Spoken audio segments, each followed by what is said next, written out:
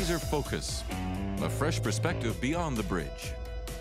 Hey guys, welcome back to Fraser Focus, local faces and local places. One of the exciting things that the people from the Fraser region like to do is attend festivals in BC. We are here at Sunfest on the island, and it's getting good.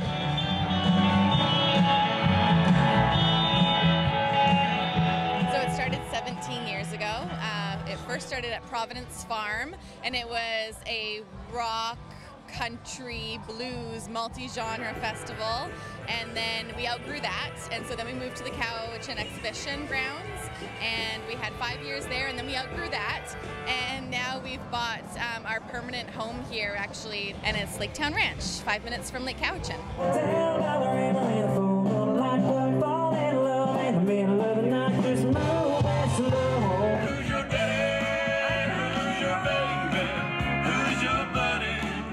First time at Sunfest? Yep. Third. So you came here and to the location in Duncan, right? Yes, I did. So what's the difference? What's the difference? Bigger hills. Oh my God, this is horrible to walk. Oh, okay, so the walking's no good. But is it better? Are you enjoying it? It's actually, you know what? Actually, it is. Actually, it's actually better. It's pretty awesome. There's been a lot of cool bands. We actually came earlier today. And when we got here, it was a lot quieter, and so we went and saw the other stage, and yeah, it's been pretty cool so far.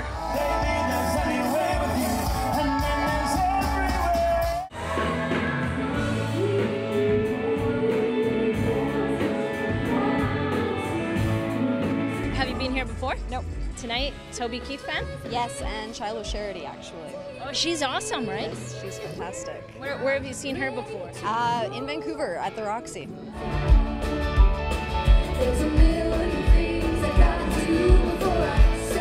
Okay, so you grew up in Fort Langley and now you're in Vancouver. Do your fans still follow you from Fort Langley? Oh, yeah? I mean, I'm a terrible singer, so I'm not in your shoes, but how do you get started? What's your advice? I actually started in church. So I started writing for the church, playing for the church, leading worship, developing young girls at a young age with their worship and music and guitar and singing and harmonies, all that jazz. I should know better. You don't mind sharing your islands with us mainlanders? I kind of mind it, but it's all right. Oh, if there's one thing we like, it's just sharing. We're pretty friendly. They can come over. We want them to visit. We don't need any more population here, though.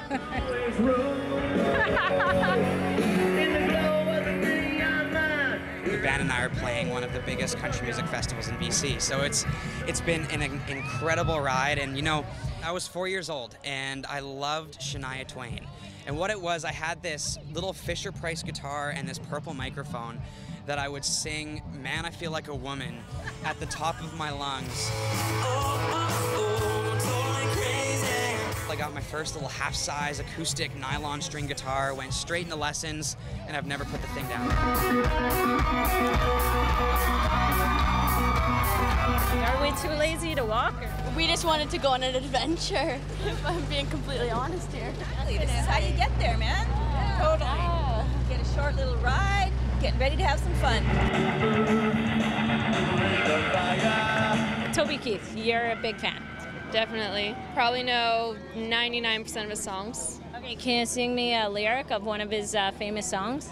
He's got the red, white, blue flying high on a farm. 75 tattooed on his left arm. Spent a little more in store for a tag, and the back says USA. When's the next big show in the Fraser region? You know what? This one is it, and it won't be until probably the summer of next year that we come back down. That's a terrible answer. And the new answer is? Tomorrow! Yes! Woohoo! Along with Sunfest, Lake Town Rock will be here in the springtime. Stay with us here on Fraser Focus. We'll be right back. As a lot of fans would know, the movie First Blood, about 80% was all shot in or around the downtown Hope area.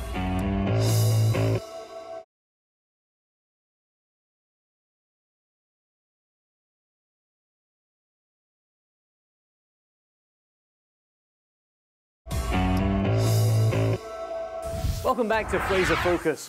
On this show, we cover the towns and cities as far west as Delta, and as far east as right here, Hope, BC.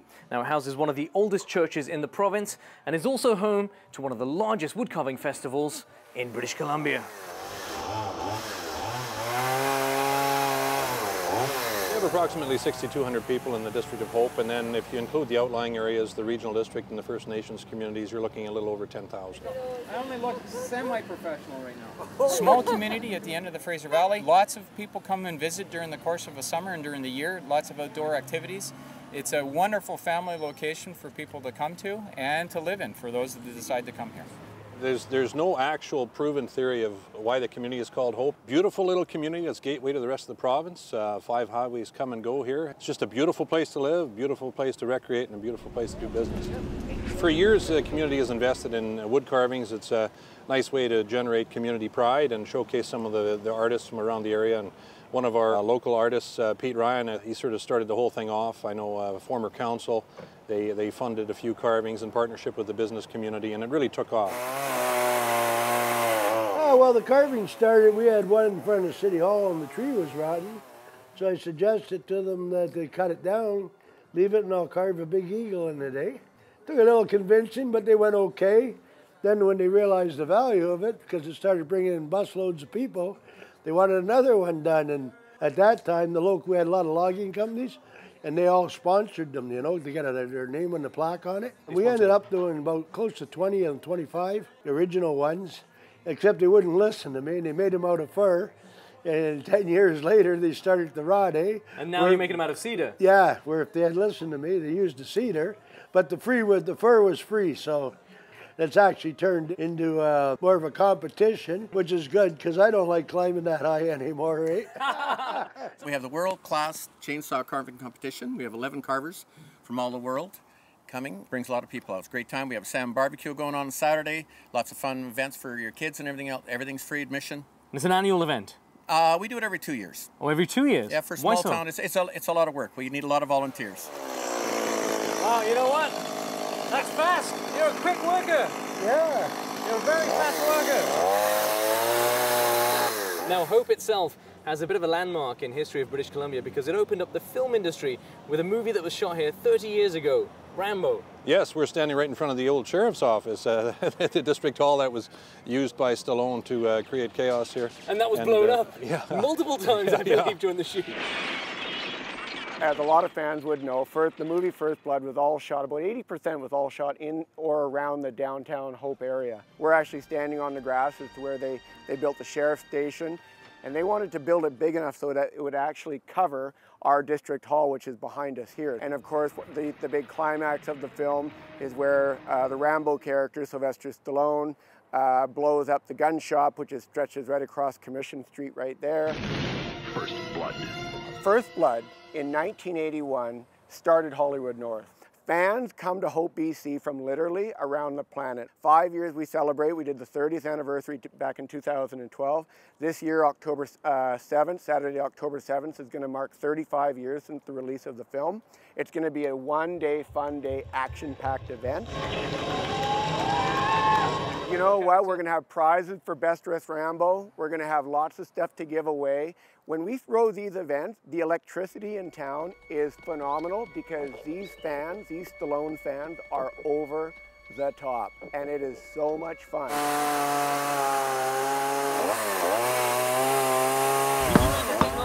We can go old school here as well.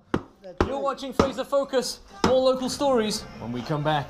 I've learned a lot of lessons. The main thing is, you know, you're always going to find people that are going to try to bring you down and bring out the worst in you.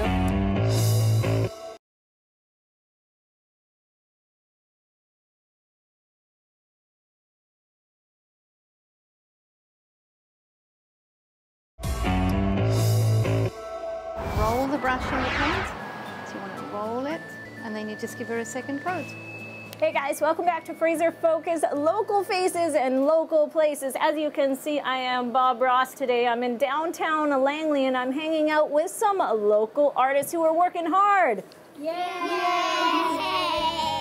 We mix some red and white.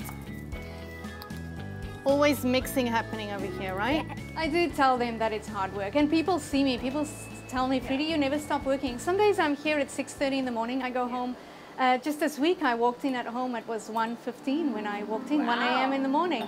Because I was here, I was answering emails, I was painting new paintings. People want new paintings all the time. It's seasonal stuff. We got to get ready for the fall. I had to prepare for these beautiful girls for their lessons. So it's hard work, but if you're willing to work hard, you'll get there. Good, right? A lot of people see it more as a hobby, right? Absolutely, yeah. I could definitely see it more as a hobby than a full-time career, but I'd have to say that this would be my ideal career if I could have one. If I could paint and do that all day and teach the kids, it would be awesome. And if you're good at it, you have to follow your dreams. Absolutely. Hold on tight like this on the one side, and then you're going to use your little stick and see that little dusties there?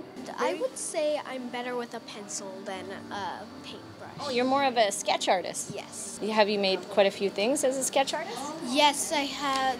I have done a second book of sketchboarding, so I've done my first book and I'm on my second book. Oh, look at that. How long have you wanted to be an artist for? Not long. Just when I saw this paint class, I thought that sounds like a really good idea. And then when I got into it, I loved painting. She experienced me. We took a plate and then we traced around it for the moon.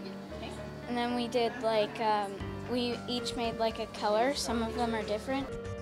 When you're done with these little dots, then I would turn the glass upside down. I do a lot in the community. I go to lots of events. I support local businesses, and it comes back. Speaking of the community, is it tough when you see things like the Maker's Room not make it there? Yes, she's moved from having a storefront like this up into a smaller location.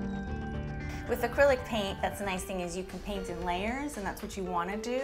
Okay. You don't want to be kind of doing a halo effect, otherwise it's not going to work out. I was still determined to make or break the Maker's Room. Yeah. It has had, we've actually had a couple awards, but yeah, the overhead was high. And actually Wendy from the Loft Studios approached me and asked if we wanted to maybe partner up.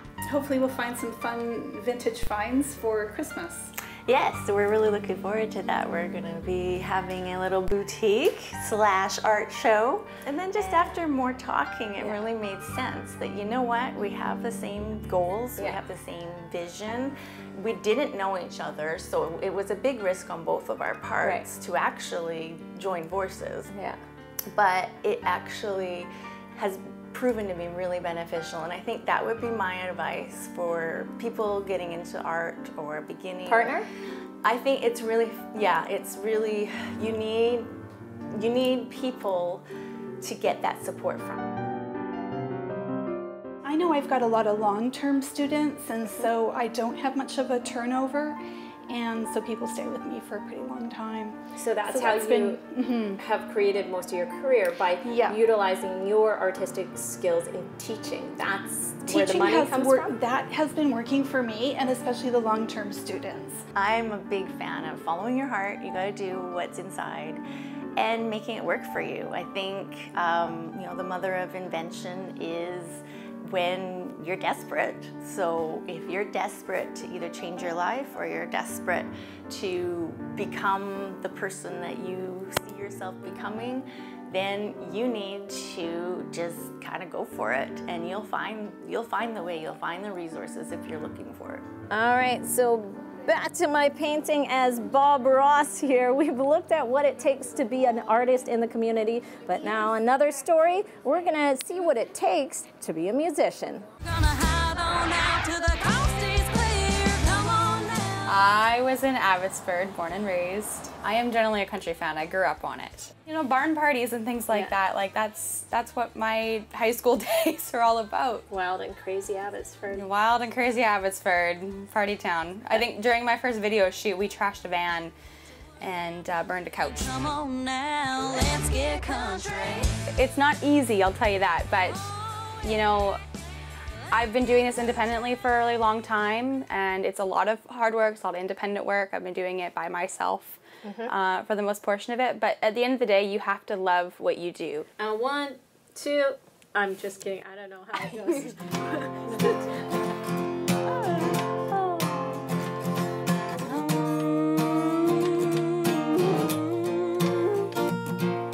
Friday night, it's hot in here. learned a lot of lessons, and the main thing is, you know, you're always going to find people that are going to try to bring you down and bring out the worst in you, but you have to remember why you're doing it. Right. And remind yourself, you know, that feeling that's on stage and the feeling of writing your songs and going in the studio and hearing those songs the first time, those are the moments that push you through it and push you through the bad. For an artist like her, what is it going to take? First and foremost, and that's one of the things I like about Nicole, is you've got the passion about the music. You can't be doing it because you want to get famous or you want any of that. You've got to want to do it whether the people are listening or not. Someone pretty big in the industry years ago told me it doesn't matter if there's one person in the crowd or if there's 10,000 people. Play to that one person like they are the most important person you're playing to, and do every gig like that. And if you're passionate about what you're doing, it's bound to come around sooner or later.